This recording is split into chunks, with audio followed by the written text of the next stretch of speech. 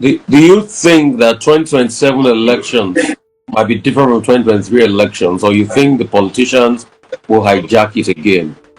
Yorubas have a proverb. They say, bí ọjọ́ ṣe máa rí, àárọ̀ láti mọ̀. How the day would progress or turn out will be predicted by the morning. Anybody waiting until 2027 has already lost 2027. It is critical that the Nigerian voice must be heard. It is critical that our votes must count. In the absence of an assurance of the sanctity of our electoral rights, in the absence of a clear and unambiguous statement in law that makes it clear that there must be clear transmission of results from beavers to IREV, that there must be independent candidacy to take away the monetized delegate system, and that there must be diaspora voting. In the absence of a democratization of the process of election itself, there is a waste of time. You already have a situation where Wike's cousin, or was it his nominee, his former, somebody connected to him was the one conducting elections in Edo State as the resident electoral commissioner. What do you expect? What kind of result are you expecting? Let the vote count. When we've done that, we can start talking about all these grand coalitions. I don't believe in any one of those fraudulent platforms. It is the people themselves we need to be uniting, not politicians. Politicians are already united.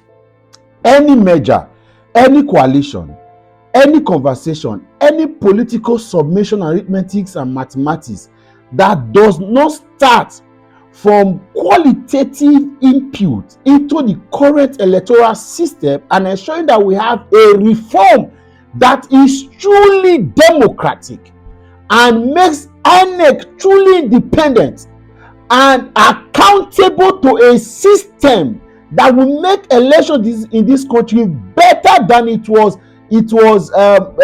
conducted in last election, would be a waste of time and exercise in futility. Because I am seeing that Nigerians have moved away from conversations around helping to ensure that we have quality elections to thinking that there are calibers of people that can be on the ballot and something very magical will happen.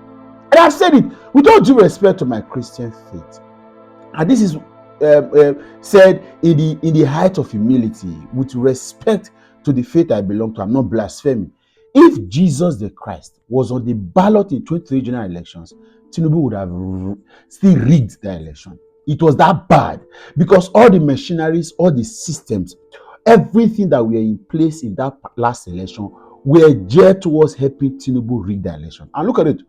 When CBN and some members of the Buhari's government wanted to ensure that Tinubu did not win the election, with all of the Naira issues and all of the, you heard Tinubu complain that a lot of the things that they were doing with the Naira and all of was against him. He knew, right? The people that came to Tinubu's rescue were INEC and the current NNPC. Of course, don't ask me how, but that is what it is. INEC and NNPC. That's why till today, these two parastatals of government are yet to have any form of overhaul done as Tinubu has done in all of other parastatals of government. So Tinubu knew that he survived that election. He survived the trauma of that elections only because he had NNPC and INEC within his confines. And right now, the same elections that you are going to go and check, he has kept on that thing. He knows what he is doing. With all of the attendant conversations around the failures of NNPC to have done what we're supposed to have done, you saw what Tinubu has done with NNPC in this government. It is deliberate. So if you think that there is anything, because I go on X, formerly Twitter, and I see the new hype. And I appreciate the fact that Nigerians are again reechoing the need for us to sack this government. And I like the fact that so many Nigerians are still holding on to faith, that thinking that something magical will happen. And then there's and I look at it and I laugh. You think that the Tinubu that ran the 2023 elections will be the same Tinubu that will run the 2027 elections? You are just joking. And that is why he's taking so much effort. Look at what he's doing in the National Assembly. Buying over legislators and lawmakers. It is a deliberate attempt. The people that are supposed to stand to begin to oppose the current electoral system impute a new agenda for electoral reform. This is 2025, and we are not discussing electoral reforms already. Except these measures will not lead to a way where they can begin to now have conversations around what to look at in the electoral system, then I can understand. If all of these discussions, analogy, whether it's SDP and Labour Party, see, I don't care to know. I'm telling you, even if Peter Obi is on the ballot, if there's a Peter Obi from the north and Peter Obi from the south, and two of them comes, and the PDP Atiku decide not to run, and then you run in that election, you go to 2027 elections without a proper electoral reform. With voters, it's painful, sha. They pay me. If you check the off-calendar election that has happened in Nigeria, look at Imo, look at Baesa, look at Kogi, look at Edo, you understand clearly that there is a pattern, and the pattern is ensuring that INEC continue to evade quality, credibility, fairness, integrity in elections, and they continue to use technology to manipulate elections, and they continue to use men. And in all of this, like very, very cynical with the Edo system, the APC guys were the one that were that they can explain what happened in the election. And they cannot explain what happened in the election, because for them, they were just only going to be available as an institution. The people that were on the election were the APC guys who are in government today, and they were the one that decided what happened. Did you not hear that in the other collation center in Uropotao, that they came to tell them, police came to tell INEC that they had intel that boys are coming. So they say, police came to tell INEC that they have intel that boys are coming to attack the collation center, that they should move away from there. Police, so over 35,000 police officers were deployed to Edo State for that election.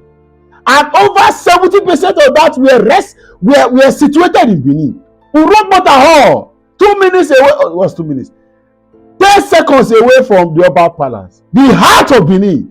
Police was telling INEC officials they should move. I'm telling you, in this same situation, there were soldiers already also around. I was told that the soldiers were saying, but we are here. Are they coming to attack us? They said, that's how INEC and police moved everything to a vehicle, and they were roving around Benin until they drove into INEC office. And when we said that election was a mirage, or was and people say because we are partisan, because you had a candidate. Well, excuse me, who takes a coalition center from a very strong, secured environment into INEC office to go and manipulate? It's unfortunate. And then we are discussing now to say that, see, forget about 2027 except to do the right thing. Some of you are thinking, no wahala, we go there here. That's the fairest thing to say, we go there here. Because when they say na mathematics, na candidate or article, I'm saying Erufai, Tinubu will flog anybody. And see, let me tell you, if Sheyi Tinubu's son and Oluremi Tinubu's wife decides to betray Tinubu, and they go ahead and contest against Tinubu in 2027 generation, Tinubu will still deal with them. You think this one is a Democrat? You think this one is talking about elections? He concern you. He doesn't care about the people. You see what he does? He does what he likes, because he knows when to forget about it. He will mess everybody off. Like I put Nelson Mandela on the ballot. This is not by ballot. It is not people now want to make election work. We have a situated problem with the electoral reforms. INEC is still going away with a lot of things. You saw the justices where they are not distinguished. You see that judgment is from the Supreme Court. You heard them. You go out. See, some of you need to go back to remove sentiment and emotions. Go back to those tapes and play them. Go and listen to what these men said. INEC is evasive. It's a deliberate attempt to put ambiguity in our electoral laws and give INEC. How can we say that we are going to an election with beavers and RF? At the end of the day, INEC decides to remove beavers and RF in their system of of collation and result announcement. And then the court is saying that INEC deserves the right, that Beavers and IREF are not collation centers. They are supposed to be transmission. If INEC cannot transmit, anything can go out there. You want to still go to another election with that same idea. You think it's by numbers. You want to contest the numbers that Tinubu used in losing the elections. Because you are seeing one or two persons shouting Jagaban, you think that people are really voting, you want to go and convince them.